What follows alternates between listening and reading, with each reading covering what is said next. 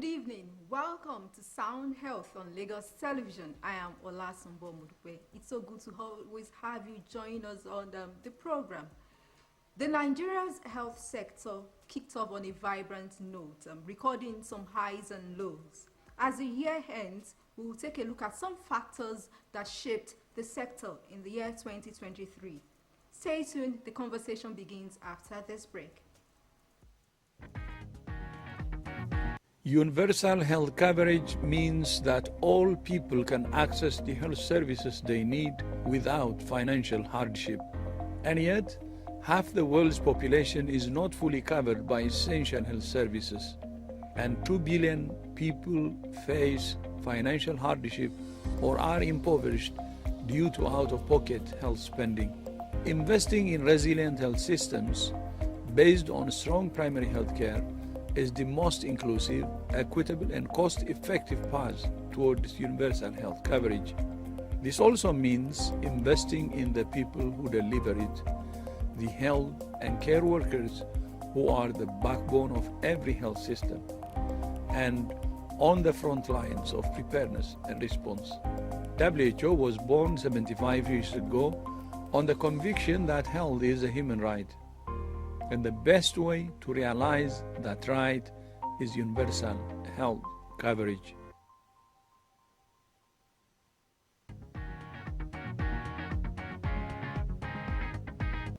It is still Sound Health on Lagos Television. Joining us via Zoom this evening is Dr. Jamiu Ganiu, consultant public health physician, and he is going to share his thoughts on the health sector, how we fared in the health sector in year 2023. Good evening, Dr. Ganiu, and thanks for joining us. Thank you. All right, Dr. Ganiu, if you were to look at the indicators, the achievements, the highs and lows, what stood out for you in year 2023? How did we fare? For me, I think the health sector of the year 2023 has not done really well, most especially looking at the issue of brain drain. A lot of our colleagues are leaving the country, and so are concerned the fact that Nigeria has one of the highest maternal mortality rate in the world, and when we need them most, many of them are leaving the country, and which is not really encouraging at all, considering the important role they play in terms of promotion, prevention, and provision of service delivery. So it's really a major challenge for the year 2023, and I hope that we'll be able to reverse the current regarding the brain drain. Now also, the issue of strike by health workers was also another concern, which has also really affected the already not too good system in the country. So I think it's really an issue in the year 2020. However, there are still some positives. Okay.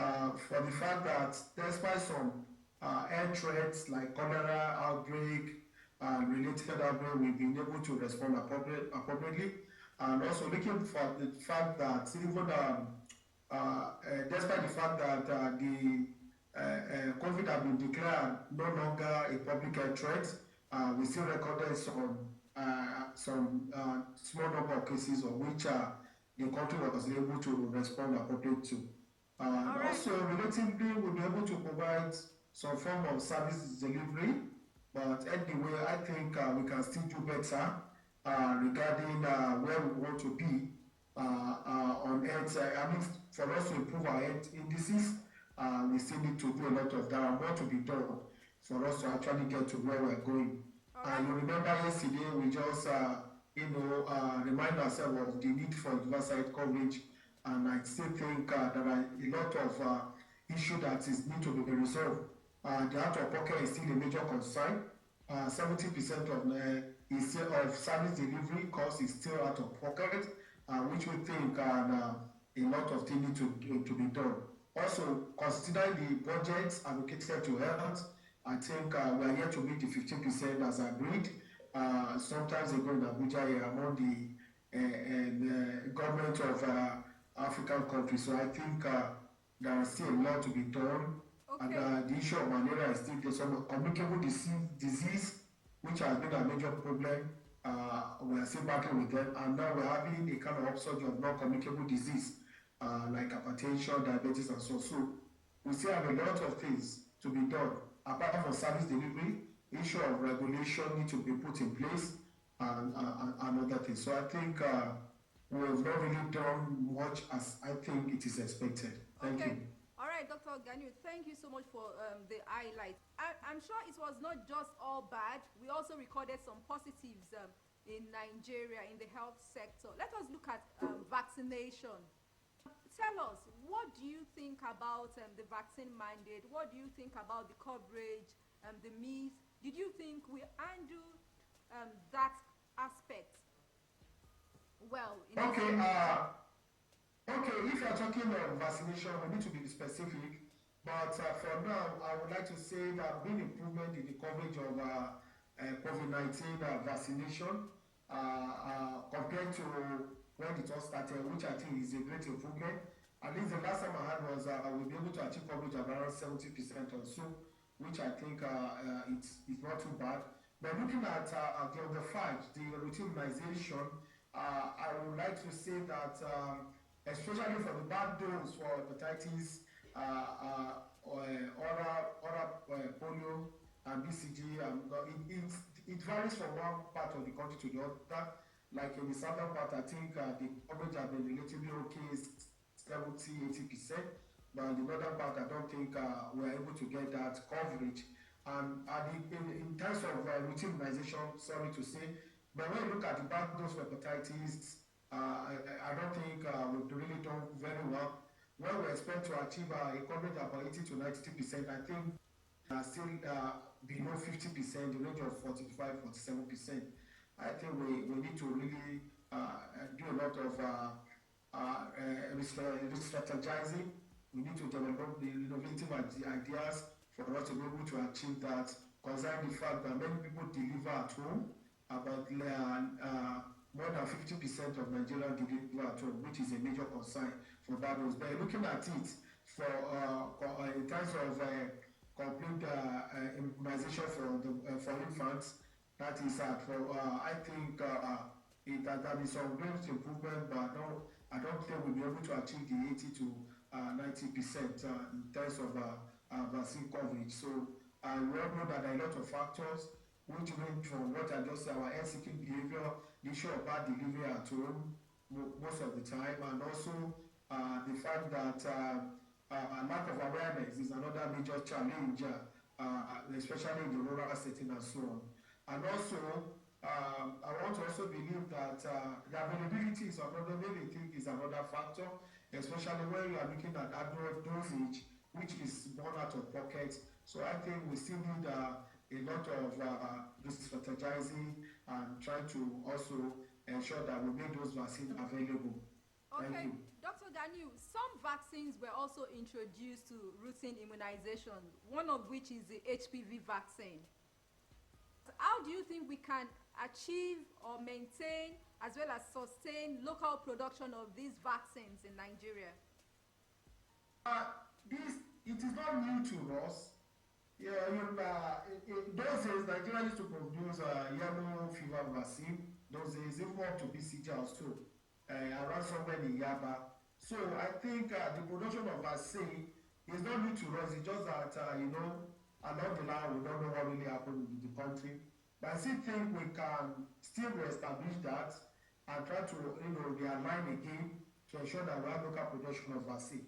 The only way we can do, looking at the current situation of the country, I think the best way, whether not to have a similar past experience in terms of starting and at the end of the day we could not sustain it, I think the best thing we can do is to have a kind of public-private partnership, which I believe the former Minister of Health was former Minister of Health was trying to kind of establish that time. So I think if really we want to sustain local production of vaccine, we actually need to have the kind of public-private engagement. We have a lot of local pharmaceutical industry, I think government can kind of have a memorandum of understanding, support them with funding, run a kind of key partnership, and I think through that process, I think we can actually have our local production for sustainability, and it will also reduce costs because depending on vaccine from outside the country, I don't think is sustainable considering the high cost of shipping, logistics, and so on. I think it's a welcome idea, and I want to also let you know it is part of the roadmap that was released recently by the current Coordinating Minister of Health and Social Welfare, which is the National Health Sector Renewal. So the idea of a kind of ensuring that we have what we call unlocking value change. Value chain is one of the key strategic areas of this current minister. What that entails is the fact that we want to encourage local production of vaccine, and that will be done through stakeholder partnership, and also it will involve a kind of building a kind of market that will ensure sustainable demand for those commodities, as well as strengthen our supply chain system. And it will also, in addition to that, part of that stakeholder will involve our research institutes and our academicians, researchers in our high institutions who are also experts in this area of vaccine production. Thank you. Okay, before we take a look at research now, Nigeria's health security rose by 15% in 5 years in year 2023. Regardless of that, we also recorded some disease outbreaks, anthrax, and the likes. Do you think we are doing enough in terms of preparedness and response? Yeah, I think going from our experience from the COVID response, I think Nigeria actually did very well. Even before the COVID-19, sometimes in 2014 we had Ebola outbreak in Nigeria, and Nigeria was commended for our rapid response, and I think we were able to learn lessons from that, which also helped us during the COVID-19 pandemic. We were able to leverage on that experience, and I want to believe Nigeria really did very well, especially with under the leadership of the Nigerian Center for Disease Control. And I think in terms of response, we've done very well. Like if you remember, even when we had the first case, we were able to identify it with contract collaboration between the national and the subnational. And I think with that collaboration, I think we've been able to do well in terms of identifying cases. You remember how we're able to establish a isolation center, how we're able to identify cases, refer them to the isolation centers, how we're able to carry out surveillance. I remember I also participated in that and getting people to link into care. So, and even after the pandemic was declared as no longer a public health threat, you still see that even when we have some pockets of infection, we're still able to identify them and link them to care. I think essentially, in terms of response, even when we had the cholera outbreak, we had some pockets of cholera outbreak, and we'll be able to nip them in the bud. Even if you remember some pockets of monkeypox, which were reported in some parts of the country, especially in southern parts of the country, we're still able to identify them and also manage them appropriately. I think from Ebola outbreak response, we'll be able to build our epidemic response approach in the country, and I think a lot of capacity have been built, a lot of infrastructure have been laid down. And if you remember, even during COVID-19, there was an expansion of labs, now regional labs, apart from the national labs and so on. So a lot of viral loads have been carried out, especially to dictate some of these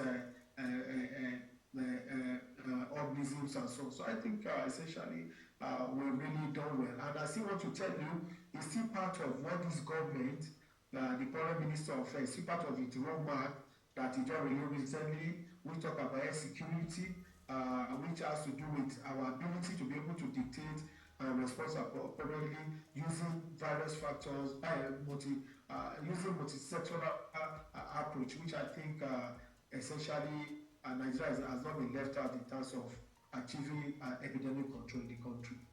A major factor in scaling up our healthcare sector is the public Yes. healthcare system. Yes.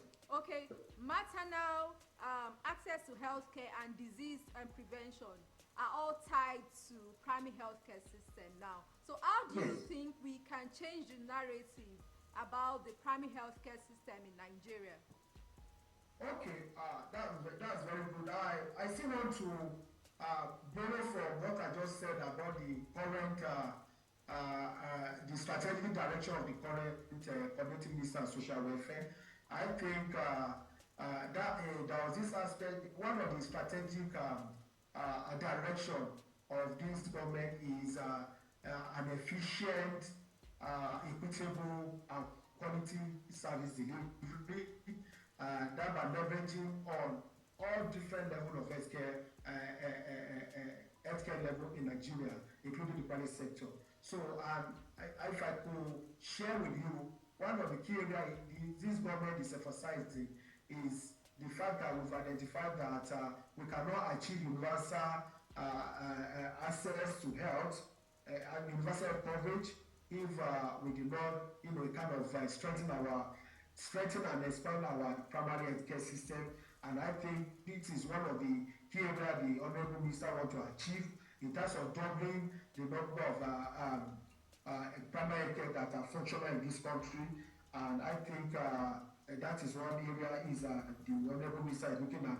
And also, in terms of health financing, we also want to leverage on that, ensuring that we cover more people are more enrolled to the health insurance and using the primary health care, which serve as the people-centered, one of the people-centered approach to actually assessing care. So the PAC you recognized as one of the key areas to actually achieve health promotion, prevention of major communicable and non-communicable diseases, as well as provide appropriate service delivery.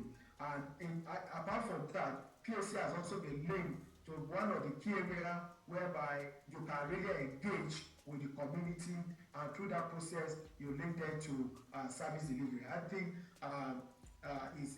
the PAC actually is very vital for us if actually we want to achieve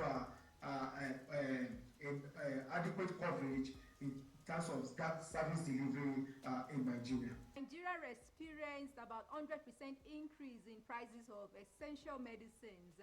What do you think must be done now to change the narrative in 2024?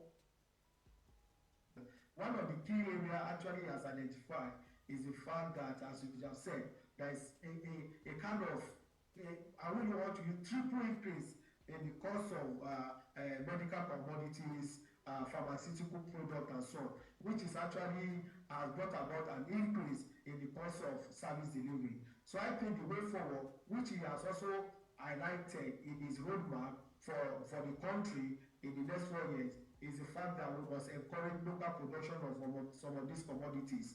And I think we can do that through public-private partners, which I've mentioned. We have for indigenous pharmaceutical industry. I think that there should be that partnership between government and them, trying to create an enable environment, providing them with soft loan or finance to be able to do that. And I think through that using the generics, we can develop our own, and through that, I think we can somehow, reduce the cost of importation of some of these products outside the country. And apart from that, again, for us to achieve that, we will create a kind of sustainable demand for some of these products, so that it will be a kind of investment-based approach to actually making sure that some of these commodities, their prices are being brought down, so that the general public can actually afford some of these commodities. All right. Nigeria using the generic drugs, and that this will involve public-private partnership. They need to engage the local pharmaceutical industries, create an environment with them, for them, and as well as trying to kind of give them soft loan of a kind of funding opportunities for them, so that we can start producing some of those commodities. And apart from that, we need to kind of create a kind of sustainable demand for such product, so that it could be kind of creating kind of an investment case for them. I think through this, I think we can achieve solve some of this problem. It may not be 100%, but we can reduce the cost to the balance minimum. I think we can. I think that's the way I think we can go. Do you think there should be tax waiver for these sectors, those importing the drugs, the essential medicines, and do you also think waiver or the increase in sugar tax consumption should be adopted or considered? Okay, if you are talking about, I think for those products that we may not be able to provide, produce locally, I agree with you that maybe need for tax waiver or reducing a tax for them. I think that's another good way. That's why I mentioned the word critical and enabling. So just cover some of these areas just to ensure that we encourage them. As I said, apart from producing, you need to create a market for them. So that's why we need to reshape the market such a way that we create kind of sustainable demand for some of those products, so that those people can also, make profit from such good innovation, good idea. Okay, your call to action as we wrap up now, Dr. Ganiu. Yeah, my comment as well is that we need to reduce brain drain, very, very important. Also, there is need for us to ensure that we enroll more people to the national health insurance. The current less than 10%, I don't think is encouraging. And also, there is need for us to upgrade our health facilities. Where there are not available, we need to build more. We need to refurbish them to meet standard. And also, the also need for us to reduce, to start reverting some of these high indices which are not which are discouraging to our health system, especially the maternal mortality rate. And how can we do that? We must ensure that we improve antenatal coverage. We must ensure that we improve the number of skilled birth attendants that are involved in delivery of newborn. Also, we must improve coverage of zero dose vaccination. We must also improve coverage for routine vaccination. Is also very critical. And also the involvement, a kind of multi-sectoral approach to some of these health-related challenges can also go a long way to a kind of reversing some of these discouraging health indices in Nigeria. Dr. Jamiu Ganiu, thank you so much for your expertise and thoughts on how Nigeria fared in 2023 in the health sector. Thank you very much. Thank you for having me. Yes. All right, I have been speaking with Dr. Jamiu Ganiu, consultant public health physicians, on factors that shaped activities in the health sector in 2023. Sound Health continues with trending health report from around the world. Please stay tuned.